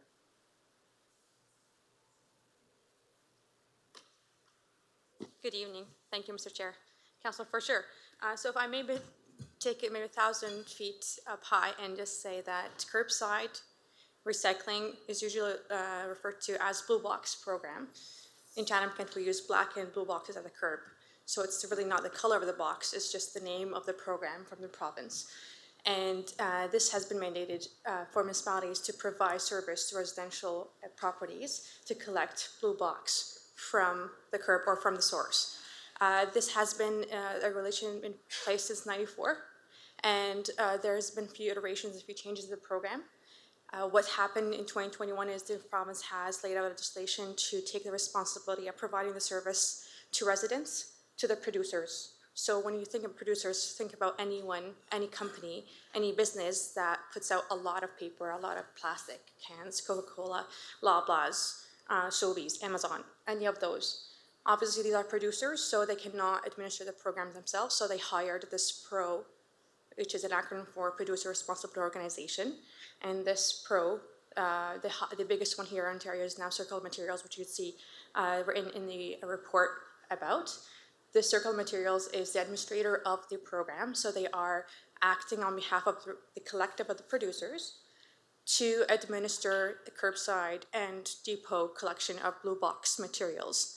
And so for Chatham-Kent, our transition is January 1st. So this is really when we're heading the baton over to the PRO, Circle of Materials, for them to take over. Obviously, they will be hiring a contractor, just like how we hire a contractor. We do not know who the contractor is, but this is pretty much how we're going to kind of be in there. Now in Chatham-Kent, we as a municipality will be still providing curbside and depot collection of garbage, but we will not be doing that for blue box. We intend, as the report says, to continue to accept blue box materials on behalf of the PRO at the depots, at the transfer stations, not curbside. And because that's the case, the sector that's mainly impacted is the ICNI, These are the institutional, commercial, and industrial properties within Chatham-Kent. Currently, we, again, as a municipality, are not necessarily mandated for us to provide the service. We do not receive any funding offsets from the province for providing service for these properties, yet we do it because it makes sense. We are leaders in the community and we are servicing the residents of Chatham-Kent, and we also can achieve economies of scale. Now, when this is moved on to the producers or the pro, that they are also not mandated to provide service for ICNI, and they will not be providing service for ICNI. This is where the difference is. We have been providing a level of service that is higher than we're mandated for. A lot of other municipalities do so. Some others have never provided ICNI service. This is just going to be different for that sector, and I think this is the most impacted sector in Chatham-Kent. I hope this explains it. Thank you. And maybe if I could just add to that, excellent summary from Huda.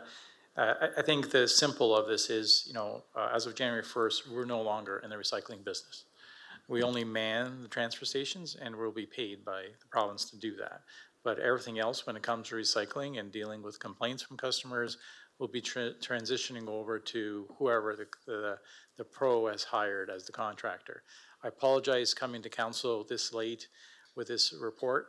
We do realize the transition is January 1st, but this transition has been slow from the province, and as of this time, we still don't even know who that recycling company is going to be that'll be providing that service. But between now and January 1st, we'll be working with the province to finalize that. There is delegated authority for myself to sign any documentation related to that through a previous report.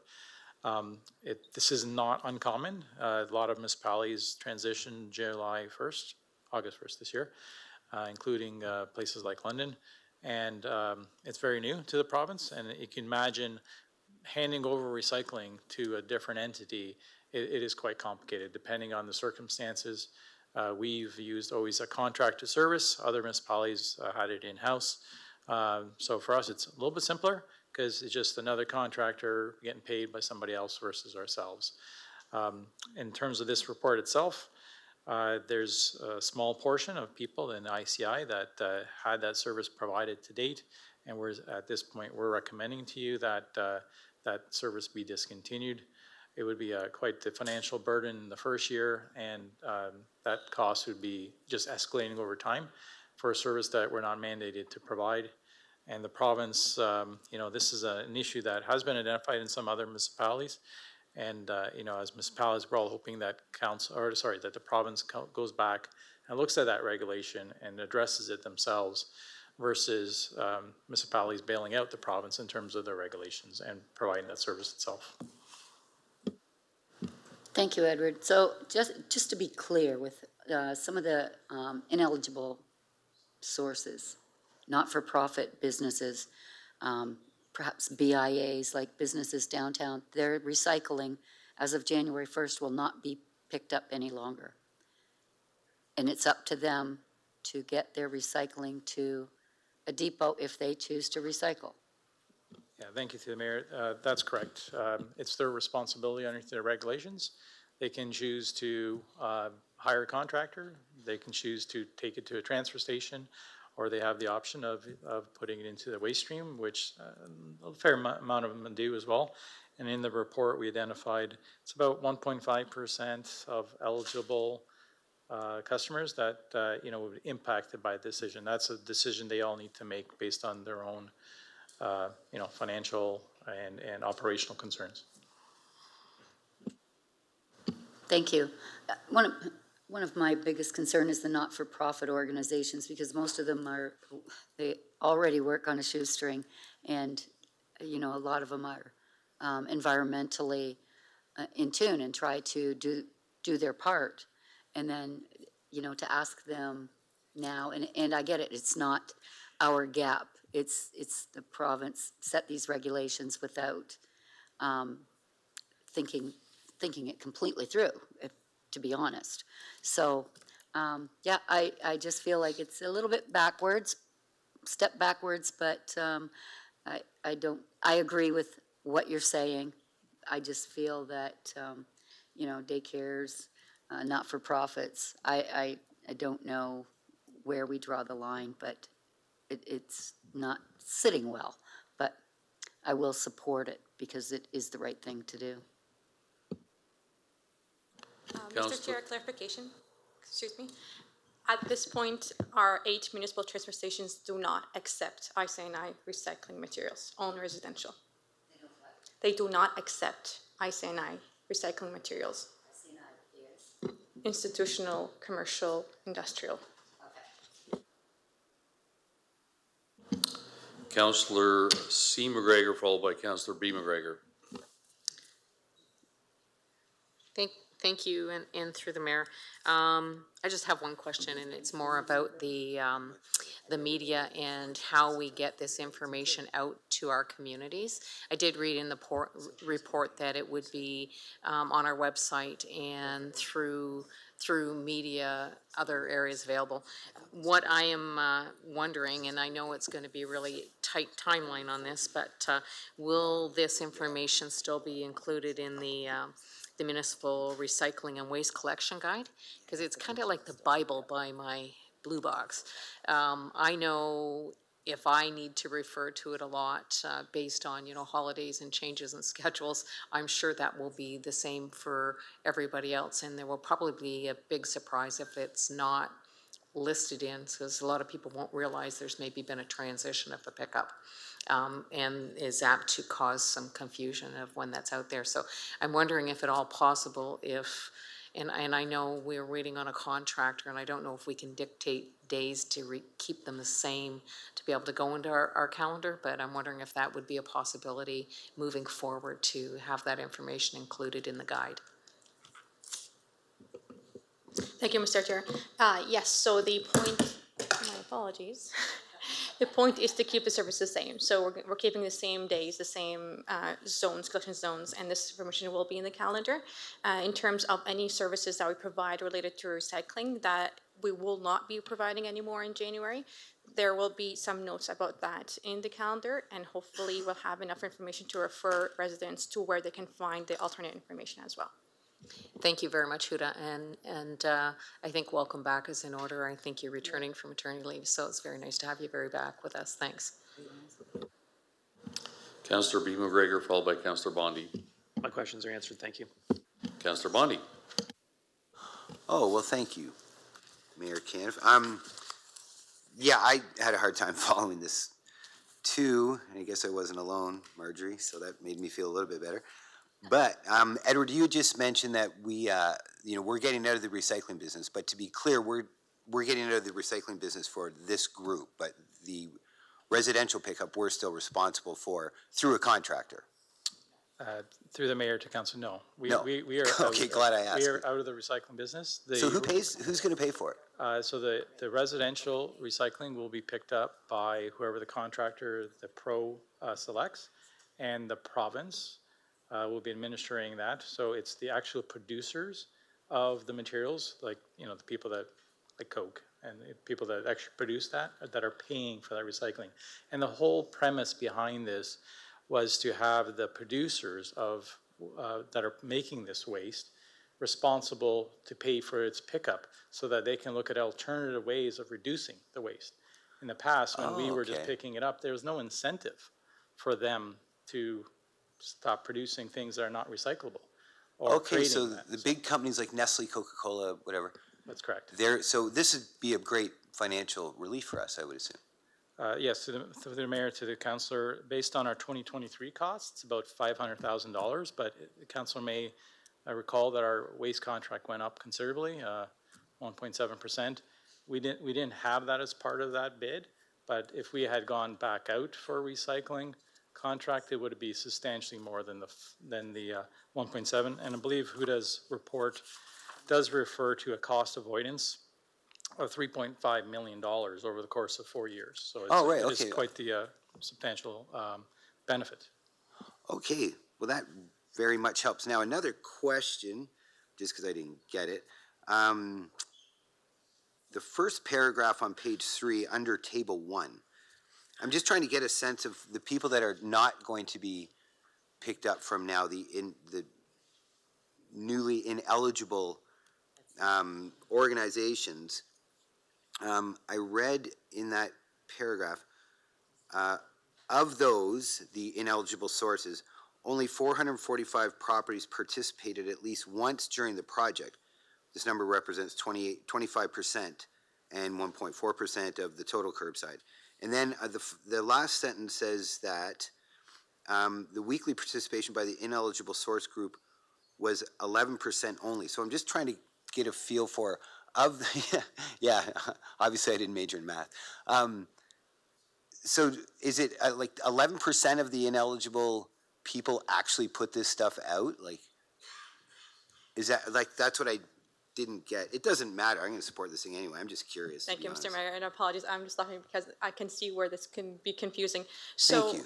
the 1749 or 59, 1749 are the number of properties that would be ineligible in Right. January 1st. These 1749 are within our curbside area. Only 445 actually participated at least once in our program. So 445 at least put out the recycling at the curb one time during our 8-week study. Mm-hmm. The 1749, 11 of them regularly participate. 11% of them regularly participate in our recycling. That's the So thing. only Okay. 11% of the 1749 actually depend reliably on our program at the curb to get their recycling out. Okay, that clears it. So it's, there's not a huge impact here. No, like- so 25% have participated at least once. 11% are the ones that regularly put out recycling every 2 weeks. That makes a lot more sense. And of that, that only represents 1.4% of the total pickup, so of the overall picture. Of the overall, so that includes residential and non-residential. Right, so it's really, there's not much impact here. Okay, that's great. Thanks very much for the clarification. Seeing no other questions, we'll put it to vote. Councillor Finn?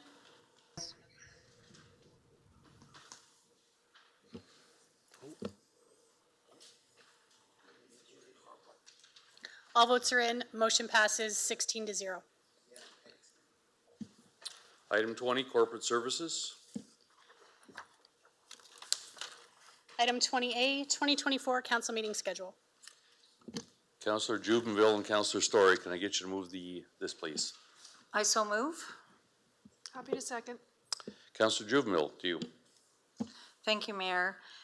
I have a concern that the proposed council meeting calendar will see 6 less council and planning meetings next year.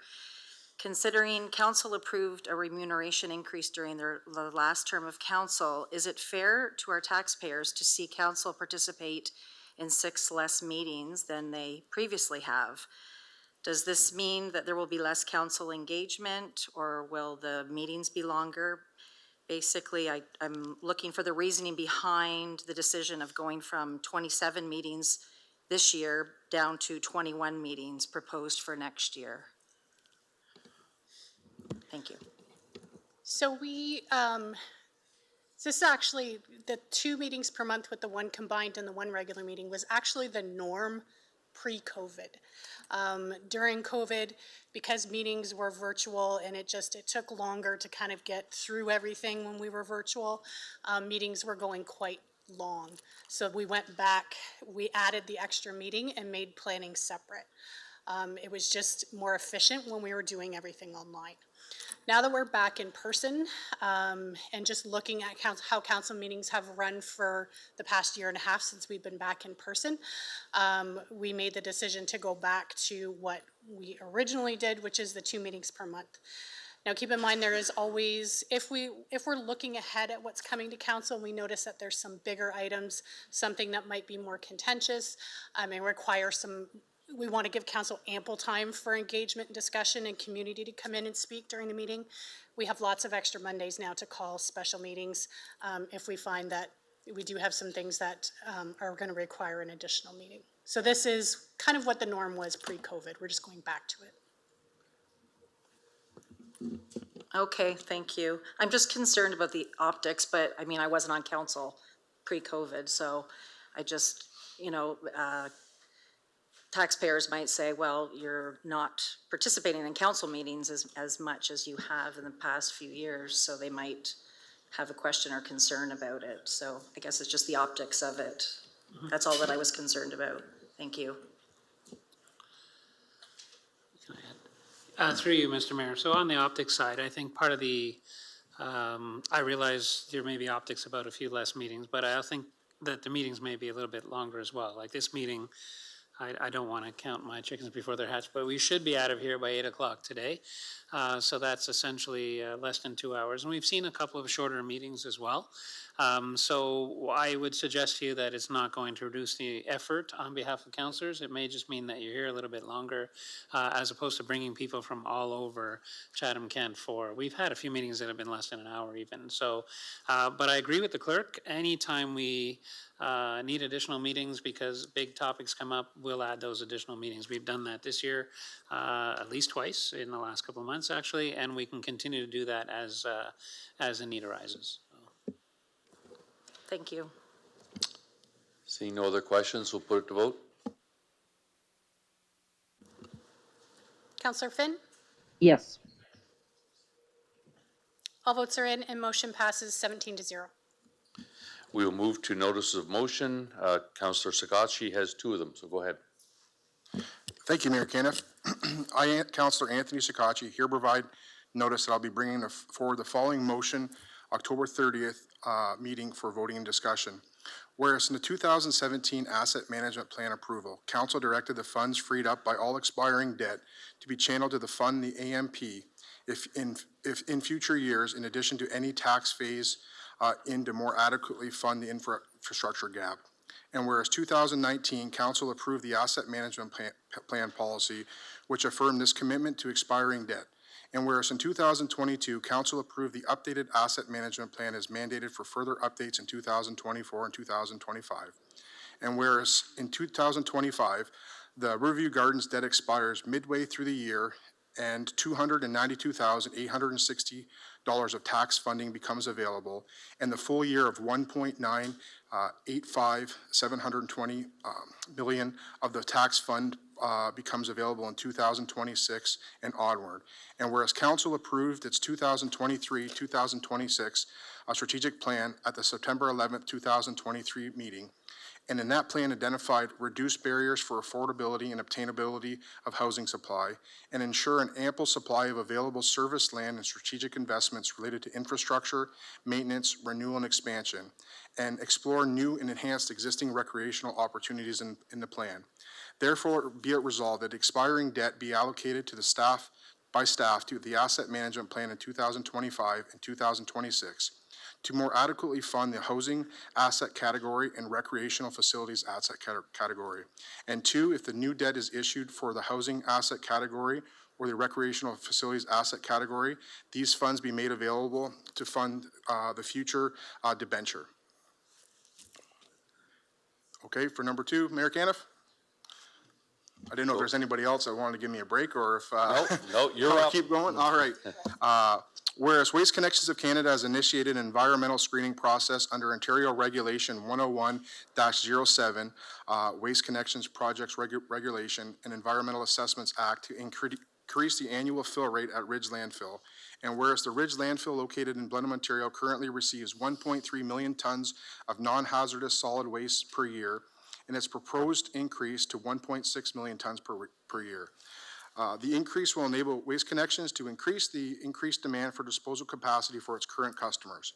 And whereas the Ridge Landfill Liaison Committee expressed in a written letter the committee's support for Waste Connections of Canada's proposed tonnage increase in the Ministry of Environment's Conservation Parks approval in this regard, be it resolved that the clerk's office be authorized to write a letter from Council to the MECP in support of Waste Connections' current environmental screening report process and application for approval, and that Council acknowledge the approval will enable Waste Connections to receive an additional 300,000 tons of waste per year to meet the disposable demands of its current customer. Okay, we'll go to closed session reports. Councillor Crew, and I'll get Councillor Allen to second that, please.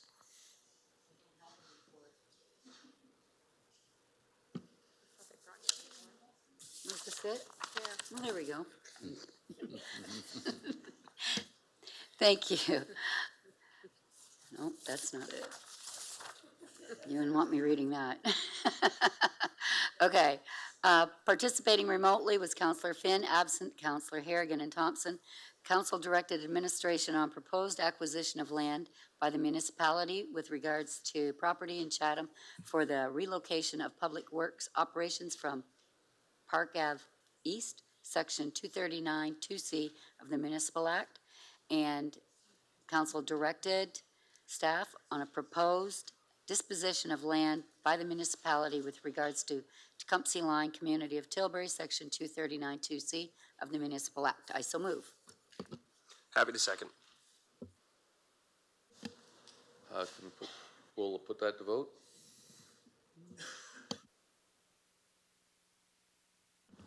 Counselor Finn? All votes are in. Motion passes 17-0. Communication items, Councillor Thompson and Councillor McGrail, can I get you to move these, please? Happy to move. Happy to second. And we'll put that to vote. Oh. Yes. Yes. Councillor Doyle, go ahead.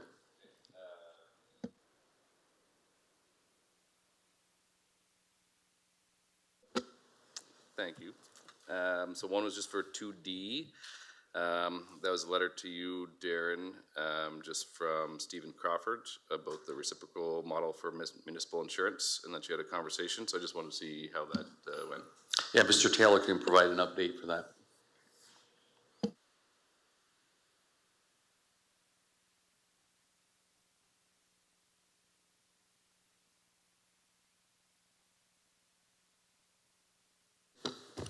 Thank you, Mr. Mayor and councillors. So administration, a number of councillors and the mayor did attend a meeting with Mr. Crawford His Honorable Stephen Crawford at AMO, and we raised a number of priorities of the municipality in relation to insurance, kind of along the lines of the motion that council had passed in March of this year. And I think it was a really well received. It was a good discussion, and kind of the timing of this is really quite perfect because I'm just actually finalizing a report to bring back to council with an update on that and an update that some work AMO is doing in this area and a report they've recently released. That's awesome. Thank you very much. And then I just have one more. Item 4C, that was the catch and release letter. From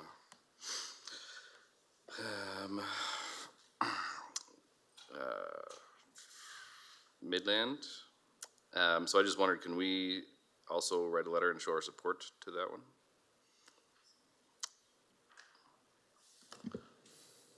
Can I get a seconder for that? Councillor Juvenville? Anyone opposed to sending a letter? Seeing none? We'll send a letter. Thank you very much. That's all. Okay, and we have to vote, or do all hands? So anyone opposed to the communication items? Seeing none? Non-agenda business. Councillor B. McGregor and Councillor Story. Thank you. I just wanted to let everyone know that October 21st, the Chatham Islamic Center is having an open house at 310 McNaughton Avenue West. That's their location they've now been in for some time. It runs from 11 to 3, so you can come out and ask some questions and tour the building and enjoy some great tasty food. Thank you. Councillor Story, followed by Councillor Finn.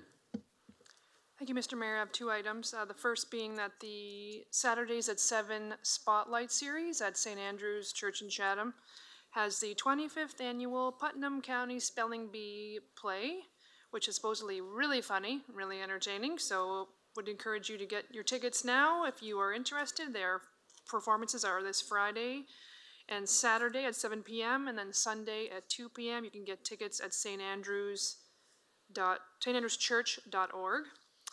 And I also wanted to recognize that while we were on our week or two break, we recognized the 200th anniversary of the birth of Mary Ann Shadd Carey, who was born on October 9th, 1823. She was a remarkable woman with a direct connection to Chatham. She was the first ever female newspaper publisher in North America, and as well as the first Black woman to do so. And she was also a teacher, a community activist, a writer, a public speaker, a lawyer, and a recruiting agent for the Union Army. So she was really a remarkable woman, and we are honored to have her connection to our community. There is a bronze bust of Ms. Shad in BME Freedom Park, just a few blocks from here, so I highly encourage you to stop by. And I just wanted to note that important anniversary. Thank you. Councillor Finn? Thank you, Your Worship. I had two, but Councillor McGregor took one of them. So I'd just like to give a shout out to the organizers of this past weekend's ProFest, to Connie, Katie, Heather, and all the numerous volunteers who stood, whether rain or shine, at the roadblocks, to the vendors that came and set up and stood the time as long as they could before some of the tents got blown away, to the buskers, top-notch entertainment yet again, and to the people of Chatham-Kent that came out to support this worthwhile event. Thank you. Thank you. I've got one as well. I'll echo that with the Crow Fest. That was very challenging weather, but amazing entertainment. Last Wednesday, the Arts and Culture Network put on their second annual awards and recognized some pretty amazing people from Chatham-Kent that along arts, culture, visual arts, performing arts, music, dance, literary arts, culture builders. So now we've recognized 24 people that have seen the world stage and made done amazing things for arts and culture in our community. So it was recognized. It was a fabulous event. And what I wanted to do is, Michelle Wright was not able to make it. She did a concert Saturday night, but she wasn't able to make it Wednesday. And she sent some remarks in, and it really touched me what her remarks were in talking about the hometown pride. So I would like to, it's about a 4-minute video of her acceptance speech, but I think as you'll see, it's very, very good.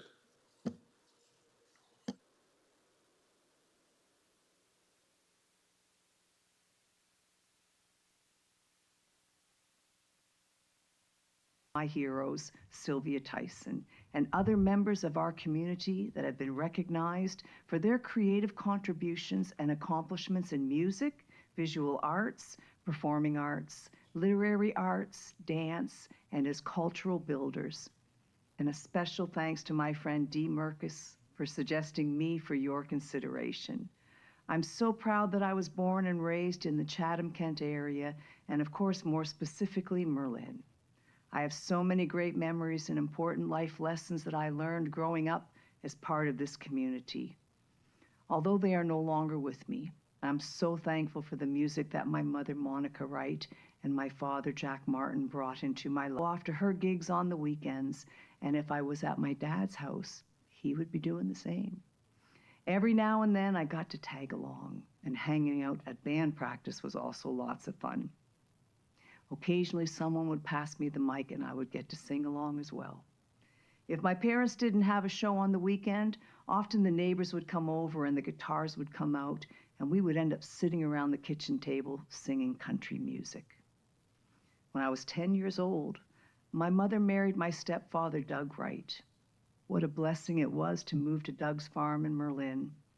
I started hanging out in the barn with Doug and my stepbrother, Lloyd.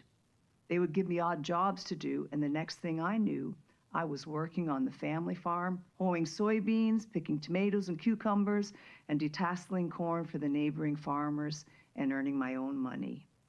As I reflect back on those days, I know that this is where I started to learn what it felt like to get up early and to set a goal for myself for the day. Whether it was to see how much of the field I could get hoed or plowed, or how many baskets of tomatoes or cucumbers I could pick. What a great sense of accomplishment I would feel at the end of the day when I would reach those goals. I also learned a lot about teamwork as we worked together as a family to do what needed to be done to harvest the crops on time and to keep the barns cleaned and organized. It was on the farm where I developed that strong work ethic that I employ to this day. I had the privilege of going to public school and high school in Merlin, and ultimately going down to Blenheim High School where I graduated grade 12. I wanted to know what it felt like to go to the big school just down the road. I'm very thankful for the teachers that were kind and patient with me, because I know I could be a bit of a challenge at times. And thank goodness for sports, where I could burn off some of my extra energy. I got to be a part of a great athletic program that included volleyball, basketball, and track and field with outstanding coaches like Mr. Mort Giles, the late Mrs. Ingrid Leahy, and Mrs. Debbie Cleaver. This is where I learned discipline, determination, and not giving up, even when I wasn't sure if I could run another mile or take another step or do another sit-up. But once again, I learned how to set a goal and work towards achieving it. We might have been a small town, but we were strong farm kids and a force to be reckoned with when it came to sports. Whether you played sports or not, we were a tight-knit group of friends that grew up together and developed lifelong friendships and memories that are irreplaceable. I've been on quite a journey since I ventured out on the road to pursue my passion as a singer, songwriter, and performer, but I've not forgotten where I come from and the valuable lessons that I learned as a part of this community.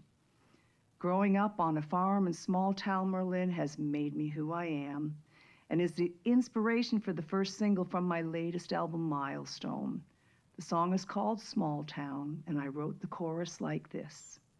I'm a little bit of small town, edge of the border, a little big city when I got older, but when the carpet rolls up and the lights go down, I'm still small town. Thank you for all the support you have given me through the years. I'm very proud to be a small town farm girl from Merlin, and the Chatham-Kent community will always be my home. Thank you. Yeah, it went over very well that night, and I just wanted everyone to appreciate where Michelle's coming from. And there's a lot of people that came from other communities where they live, and they're born and raised here. So I just wanted to share that. So with that, we'll move into the first and second reading. Councillor Pinson and Councillor Sakachi, I need to move the first and second, please. So moved, Your Worship. Seconded. Anyone opposed? Motion carried. Third and final reading. Councillor Thompson, Councillor Bondi. So moved. And seconded. Anyone opposed? Motion carried.